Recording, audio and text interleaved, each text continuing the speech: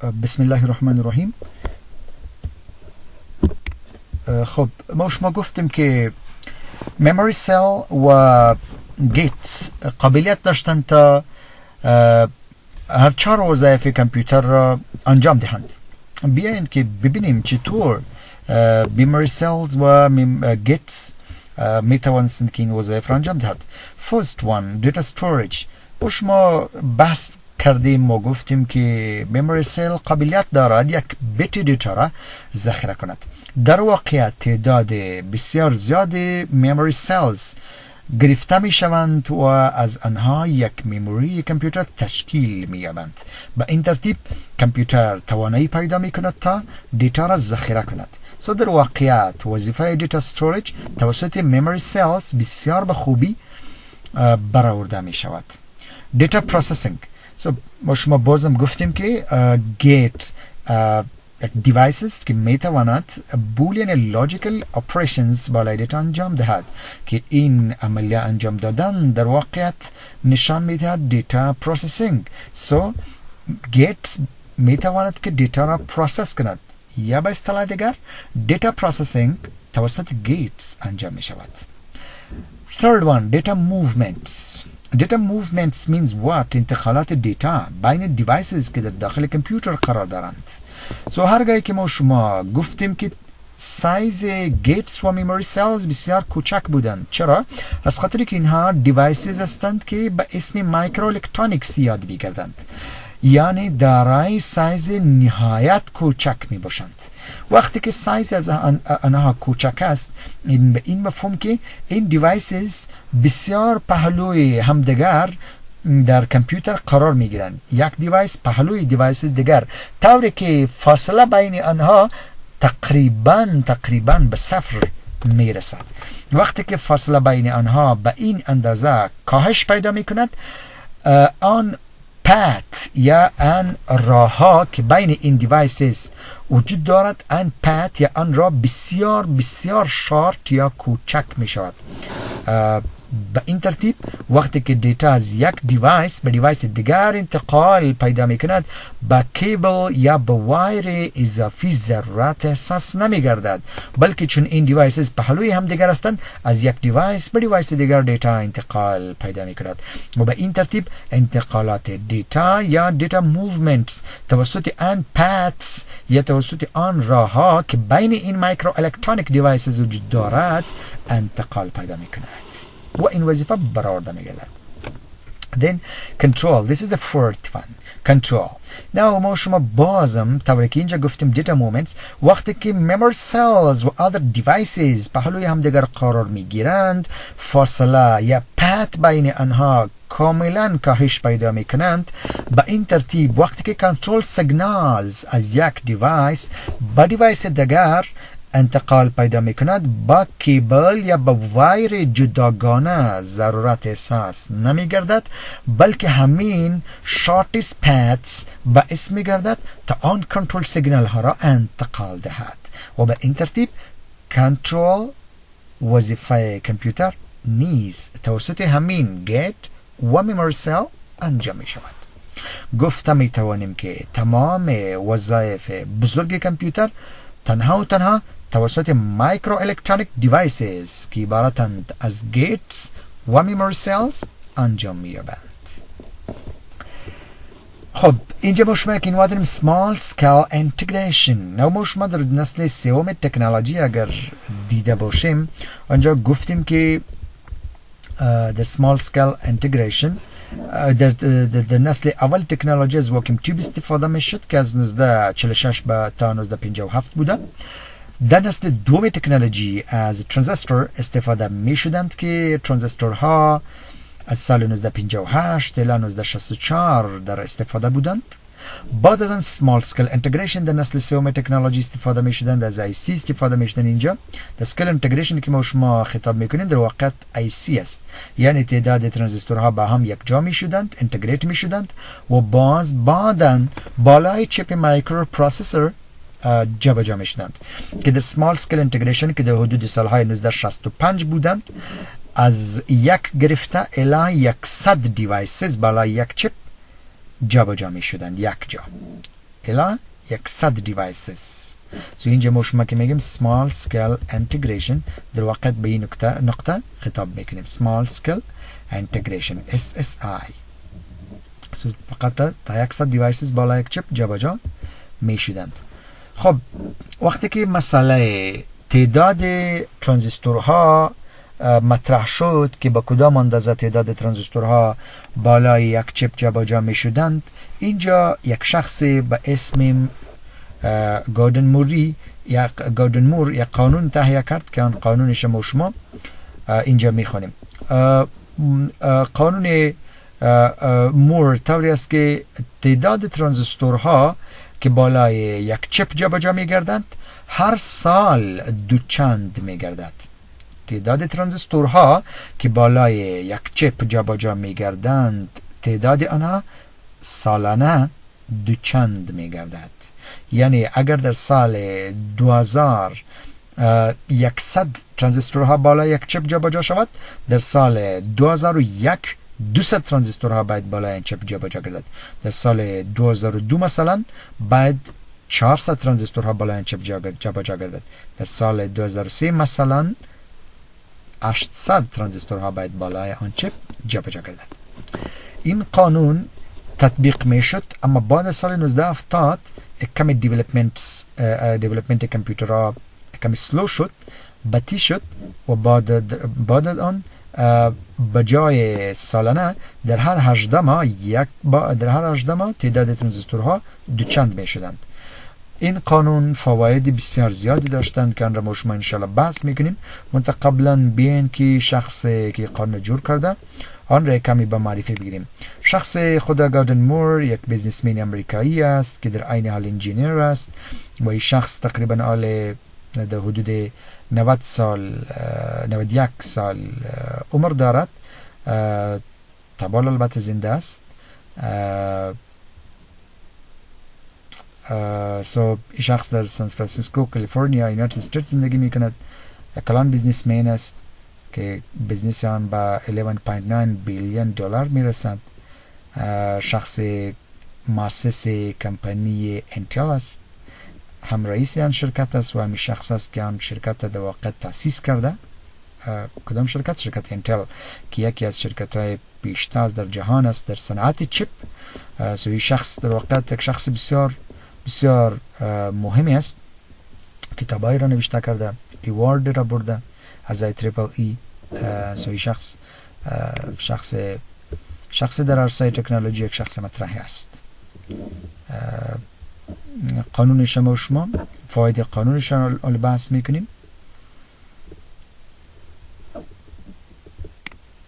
خب فایده اول قانون مور چی بوده؟ Results of Moore's law. The first one, cost of a chip has remained almost unchanged.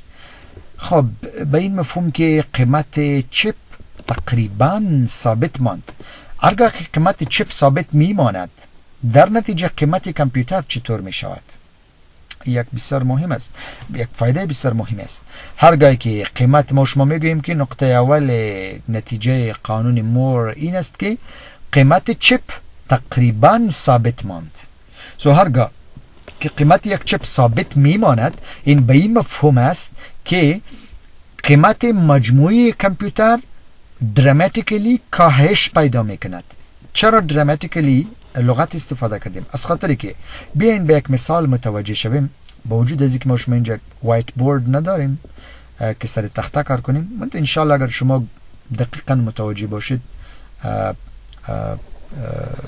انشاءالله که باز ما شما میفهمیم. خب فکر کنید که با یک کامپیوتر شما نیاز دارید در سال 2000 که آن کامپیوتر باید دارای 400 ترانزیستورها باشد. دارای 400 ترانزیستورها باشد. فکر کنید که در همان سال، یعنی در سال 2000، بالای یک چپ فقط 50 ترانزیستور جابجا میشه. در واقع شما به چند چپ ضرورت دارید که 400 ترانزیستورها در آن به کار برده شده باشند؟ با 8 چپ. از خاطر که یک چپ 50 ترانزیستور میگیرد، 8 چپ 850 400 ترانزیستور میشه. این حال هر چپ فکر کنید که $1 قیمت داشته باشه. 8 چپ $8 قیمت میشه.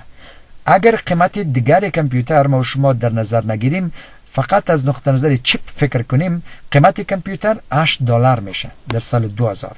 از کدام کامپیوتر؟ از آن کامپیوتر که دارای 400 ترانزیستور باشد.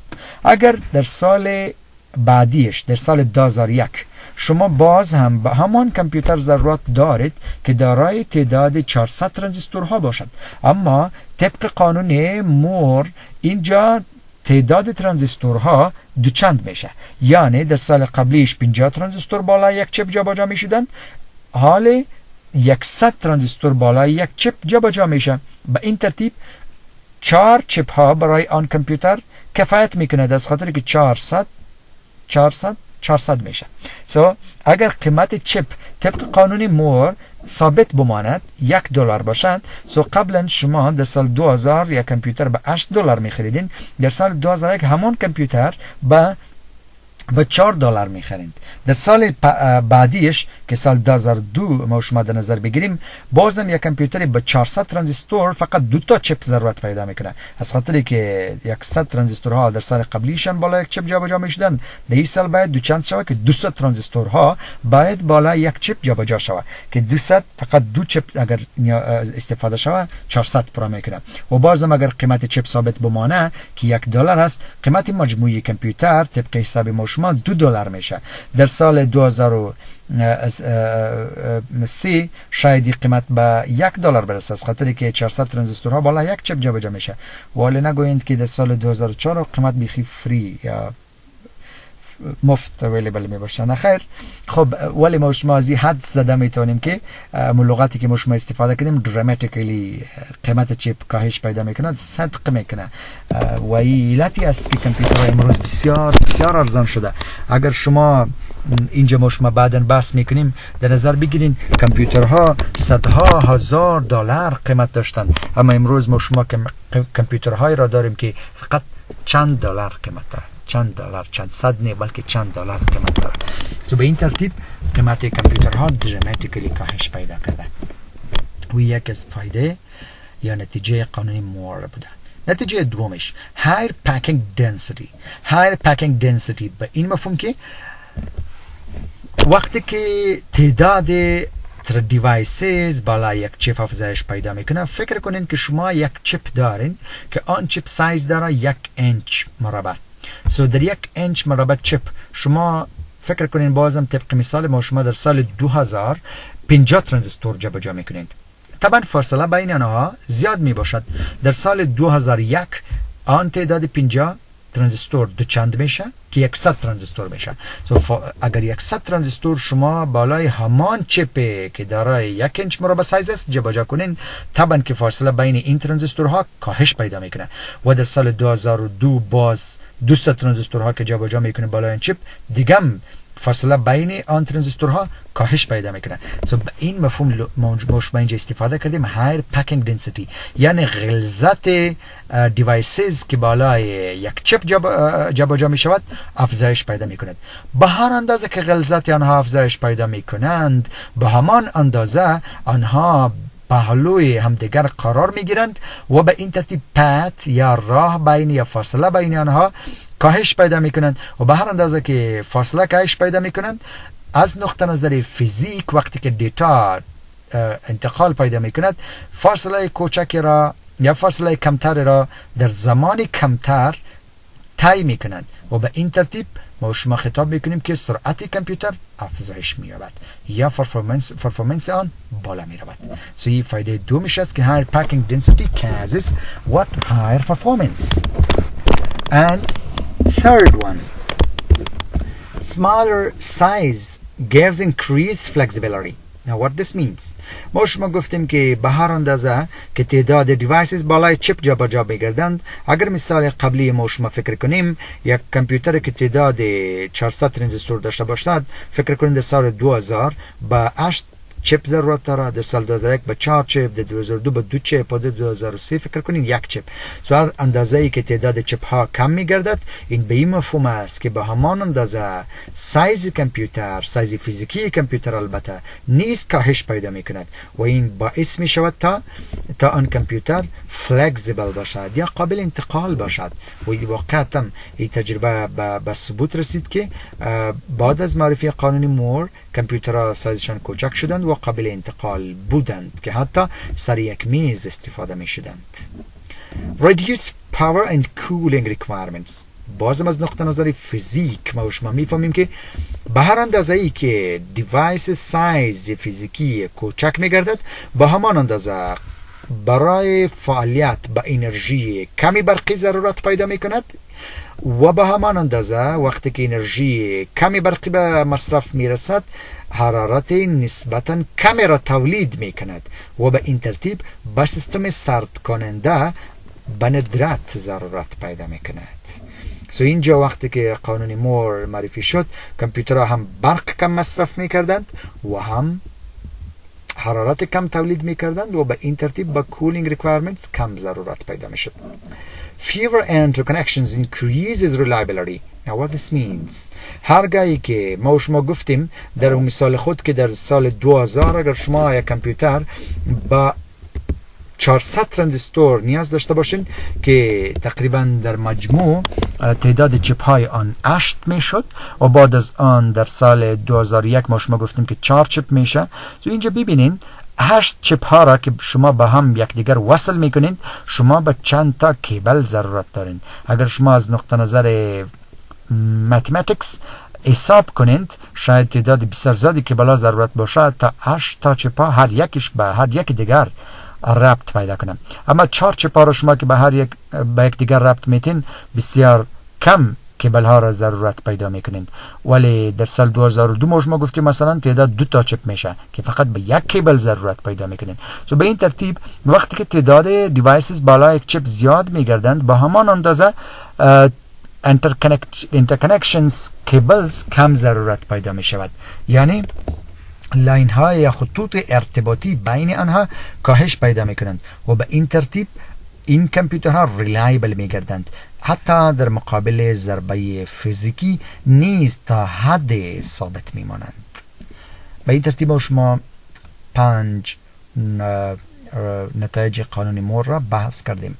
شاید در امتحان نیز از شما سوال شود What is Moore's law? Write about its consequences. So then you should discuss first the law and then results of the law. Okay. Now بین دی جدول ما شما growth in CPU transistor count میبینیم. به این معنی که ما شما مشاهده میکنیم که تعداد ترانزیستورها که بالای چپ مایکروپروسسور جابجا میشدن با کدام اندازه و سرعتش با کدام اندازه سریعتر افزایش پیدا کرده. Y axis شما تعداد ترانزیستورها که بالای یک چپ مایکروپروسسور جابجا میشدند مشاهده میکنند که توسط طاقت نشان داده شده 10 به توان 3 10 به توان 4 5 6 7 8 و در X axis شما سالها یا زمانی را میبینید که معرفی این پروسسورها نشان میدهد. اولین پروسسور در جهان، اولین پروسسور که قبل از آن پروسسور وجود نداشت، آن پروسسور عبارت بود از 4004 که توسط کمپانی انتل معرفی شد. این پروسسور تقریبا بیشتر از 1000 دیوایسز بالای چپ خود داشتند. 4 بیتس مایکروپروسسور بودند. بعد از آن وقتی که پروسسور 8086 معرفی شد تقریبا در سال 1978 تعداد ترانزیستورها آنجا بیشتر از 10000 بودند. بیشتر از 10000. سو شما مقایسه کنین 1000 به 10000. and then در مایکروپروسسور 8026 مایکروپروسسور تعداد ترانزیستورها بیشتر از 100000 شده و در 486 مایکروپروسسور بیشتر از 1,000,000 تعدادشان رسیده. در پنتیوم 1 Pentium Pro and then Pentium 2, 3 and 4 بالاخره تعدادشان افزایش پیدا کرده که در Pentium 4 این تعداد رسیده با بیشتر از 10 به توان 7 که 10 به توان 7 یک عدد بسیار کلانی بوده. سو به این ترتیب ما شما میبینیم که تا سال 2000 که پنتیوم 4 مایکروپروسسور دقیقا معرفی شده، تعداد ترانزیستورهایشان بیشتر از 10 میلیون بوده بالا یک چپ. سو میبینیم که تکنولوژی چه قدر رشد کرده. خب key characteristics of system 360 family of computers will be discussed in next video lecture.